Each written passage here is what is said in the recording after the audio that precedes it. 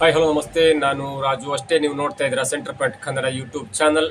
ಸುದೀಪ್ ಅವರ ಅಕ್ಕನ ಮಗ ಸಂಚಿತ್ ಸಂಜೀವ್ ಅವರು ನಟನೆ ಮಾಡಿದಂಥ ಮ್ಯಾಂಗೋ ಪಚ್ಚ ಸಿನಿಮಾದ ಟ್ರೇಲರ್ ಬಿಡುಗಡೆ ಆಗಿದೆ ಅನ್ನೋದಕ್ಕಿಂತ ಪ್ರೋಮೋ ಬಿಡುಗಡೆ ಆಗಿದೆ. ಯಾಕಂದ್ರೆ ಅವ್ರ ಬರ್ಡೇ ಇವತ್ತು.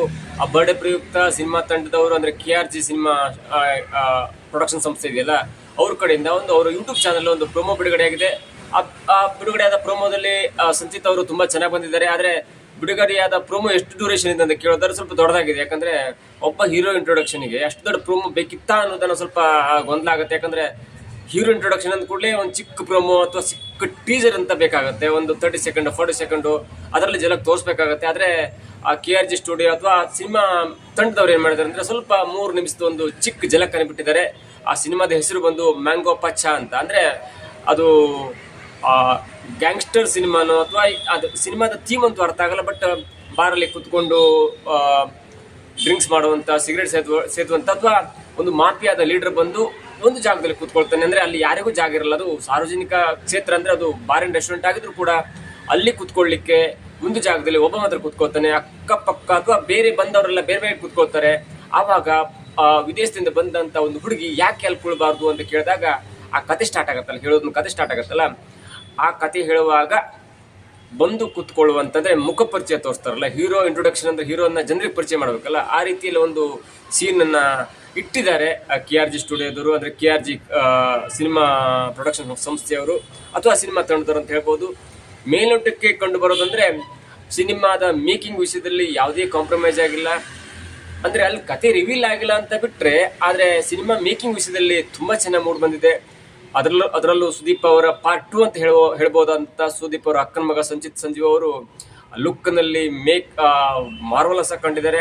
ಸುದೀಪ್ ಅವರ ರೀತಿಯಲ್ಲೇ ಸಿಗರೇಟ್ ಅನ್ನ ಕೈಲಿ ಹಿಡ್ಕೊಂಡು ಬಂದು ಕೂತ್ಕೊಳ್ಳುವಂತ ಪೋಸ್ ಇದೆಯಲ್ಲ, ಅದಂತೂ ಸೂಪರ್ ಆಗಿದೆ. ಇನ್ ಮುಂದೆ ಕಿಚ್ಚಿನ ಅಭಿಮಾನಿಗಳು ಕಿಚ್ಚನ ಸಿನಿಮಾಗಳ ಜೊತೆಗೆ ಕಿಚ್ಚಿನ ಅಕ್ಕನ ಮಗನಾದಂತ ಸಂಜೀವ್ ಅವರ ಸಿನಿಮಾನು ಕೂಡ ಕಿಚ್ಚ ಅವರ ತದ್ರೂಪವಾಗಿ ನೋಡ್ಬೋದು. ಯಾಕಂದ್ರೆ ಮಾವನ ತರನೇ ಅಳಿಯ ಇರ್ತಾರಂತ ಹೇಳ್ತಾರಲ್ಲ, ಹಾಗೆ ಮಾವನಾದಂತ ಸುದೀಪ್ ಅವರ ಮ್ಯಾನರಿಸಮ್ ಆಗಿರ್ಬೋದು, ಸುದೀಪ್ ಅವರ ಹೈಟ್ ಆಗಿರ್ಬೋದು, ಸುದೀಪ್ ಅವರ ಸ್ಮಾರ್ಟ್ ಲುಕ್ ಎಲ್ಲವೂ ಕೂಡ ಬಳುವಳಿಯಾಗಿ ಅಕ್ಕನ ಮಗನಿಗೆ ಬಂದಿದೆ.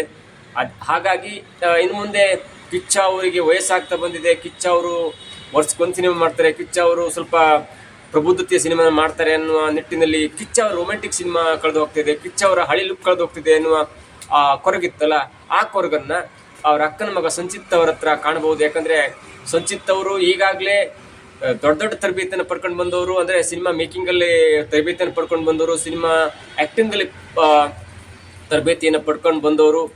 ಈಗಾಗಲೇ ಅವರ ಜಿಮ್ಮಿ ಅನ್ನುವ ಸಿನಿಮಾ ಕೂಡ ಲಾಂಚ್ ಆಗಿತ್ತು, ಅದರಲ್ಲಿ ಅವರೇ ಡೈರೆಕ್ಟರ್ ಆಗಿದ್ರು. ಅಂದ್ರೆ ಒಬ್ಬ ಹೀರೋ ಆಸ್ ಎ ಡೈರೆಕ್ಟರ್ ಆಗಿ ಲಾಂಚ್ ಆಗೋದಿದೆಯಲ್ಲ, ಅದು ದೊಡ್ಡ ಸಾಹಸ ಕೆಲಸ. ಆದ್ರೆ ಆ ಕೆಲಸ ಸ್ವಲ್ಪ ಅಲ್ಲಿಗೆ ನಿಂತಿದೆ. ಬೇರೆಯವರ ಸಿನಿಮಾದಲ್ಲಿ ಸುದೀಪ್ ಅವರ ಅಕ್ಕನ ಮಗ ಅಂದ್ರೆ ಸುದೀಪ್ ಅಕ್ಕನ ಮಗ ಸಂಚಿತ್ ಸಂಜೀವ್ ಅವರು ಬೇರೆಯವರ ಡೈರೆಕ್ಷನ್ ಅಲ್ಲಿ ಆಕ್ಟ್ ಮಾಡ್ತಿದ್ರೆ, ಆದ್ರೆ KRG ಸ್ಟುಡಿಯೋ ಮತ್ತು ಸುದೀಪ್ ಸಾನ್ವಿ ಪ್ರೊಡಕ್ಷನ್ ಅವರ ಒಟ್ಟಾರೆಯಾಗಿ ಜೋಡಿಯಾಗಿ ಈ ಸಿನಿಮಾವನ್ನು ನಿರ್ಮಾಣ ಮಾಡ್ತಾ ಇದೆ. ಸಿನಿಮಾ ಸೆಟ್ ಏರಿದೆ. ಕಳೆದ 15 ದಿನಗಳ ಸಿನಿಮಾ ಅಂತೂ ಸೆಟ್ ಏರಿದೆ. ಶೂಟಿಂಗ್ ಅಂತೂ ಈಗ ಭರ್ಜರಿಯಾಗಿ ಪ್ರೊಸೆಸ್ ಅಲ್ಲಿ ಇದೆ. ಇನ್ನು ಆಗಸ್ಟ್ ಅಥವಾ ದಸರಾ ವೇಳೆಗೆ ಸಿನಿಮಾ ಕೂಡ ತೆರೆಗೆ ಬರುತ್ತೆ. ಏನೇ ಆಗ್ಲಿ, ಸುದೀಪ್ ಅವರ ತದ್ರೂಪವಾಗಿ ಸುದೀಪ್ ಅವರ ಟ್ಯಾಲೆಂಟ್ ಏನಿದೆಯಲ್ಲ, ಸುದೀಪ್ ಅವರ ಹೈಟ್ ಏನಿದೆಯಾ, ಸುದೀಪ್ ಅವರ ಲುಕ್ ಏನಿದೆಯಾ, ಸುದೀಪ್ ಸಿಗರೇಟ್ ಸ್ಮೋಕಿಂಗ್ ಸ್ಟೈಲ್ ಏನಿದೆಯಲ್ಲ, ಅದು ಮತ್ತೆ ಆ ಯಂಗ್ ಏಜ್ ಅಲ್ಲಿ ಹೇಗೆಲ್ಲ ಇದ್ರಲ್ಲ ಸುದೀಪ್ ಅವರು, ಆ ರೀತಿಯಲ್ಲಿ ಅವರ ಅಕ್ಕನ ಮಗ ಸಂಚಿತ್ ಸಂಜೀವ್ ಅವರು ಅಭಿಮಾನಿಗಳಿಗೆ ಉಣಬಡಿಸುವುದರಲ್ಲಿ ಅಥವಾ ಅಭಿಮಾನಿಗಳಿಗೆ ರಸದೌತಣ ಉಣಬಡಿಸುವುದರಲ್ಲಿ ಸಂದೇಹವಿಲ್ಲ. ಇವತ್ತು ತೆರೆಕಂಡಂತ ಇವತ್ತು ಬಿಡುಗಡೆಯಾದಂತ ಮ್ಯಾಂಗೋ ಪಚ್ಚ ಸಿನಿಮಾದ ಪ್ರೋಮೋ ಇದೆಯಲ್ಲ, ಅದಂತೂ ಕಿಚ್ಚ ಅಭಿಮಾನಿಗಳಿಗೆ ಮತ್ತು ಇನ್ನು ಮುಂದೆ ಸುದೀಪ್ ಅವರ ಅಕ್ಕನ ಅಭಿಮಾನಿಗಳಿಗೆ ಒಂದೊಳ್ಳೆ ಕಿಕ್ ಕೊಡೋದಂತೂ ಸತ್ಯ. ಒಟ್ಟಿನಲ್ಲಿ 3 ನಿಮಿಷ ಸ್ವಲ್ಪ ದೊಡ್ಡದಾಯ್ತು, ನೋಡುಗರಿಗೆ ಸ್ವಲ್ಪ ಲ್ಯಾಗ್ ಆಯ್ತು ಅನ್ಸ್ಕೊಂಡ್ರು ಕೂಡ ಇನ್ನು ಮುಂದೆ ಬರುವಂತ ಟೀಸರ್ ಆಗಲಿ ಅಥವಾ ಟ್ರೇಲರ್ ಆಗಲಿ, ಸಾಂಗ್ಸ್ ಆಗಲಿ ಅಥವಾ ಫೈಟ್ ಸೀನ್ ಆಗಲಿ ಯಾವ ರೀತಿ ಕುತೂಹಲನ ಕಾಪಾಡ್ಕೊಳ್ಳುತ್ತೆ ಅನ್ನೋದನ್ನ ಕಾದು ನೋಡಬೇಕಾಗಿದೆ. ಇದಾಗಿತ್ತು ಈ ಹೊತ್ತಿನ ಒಬ್ಬ ಹೀರೋನ ಇಂಟ್ರೊಡಕ್ಷನ್ ಬಗ್ಗೆ ಮಾತಾಡಿದ್ದು. ನೋಡ್ತಾ ಇರಿ centre point Kannada YouTube channel.